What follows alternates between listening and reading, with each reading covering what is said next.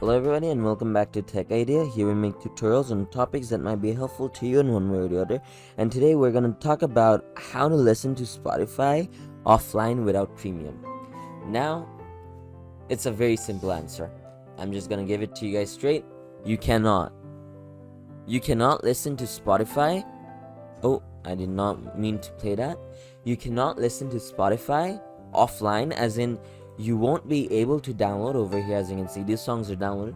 You won't be able to download any music or even receive any of these features without paying for Spotify. Without getting Spotify Premium, all these features are locked behind that paywall. So if you really want to listen to music offline, like for example, if you really want to download, I'm just going to stop that download right there. If you really want to download music, if you really want to have those offline music benefits, you want to have infinite skip, infinite shuffles, infinite whatever, you don't want to shuffle, all those, you need to pay for Spotify. That's about it, honestly. So I hope you found this video helpful. If you did, please drop a like, and if you want to see more videos like this in the future, don't forget to hit that subscribe button as well as that notification bell. Thank you so much for watching. Bye bye.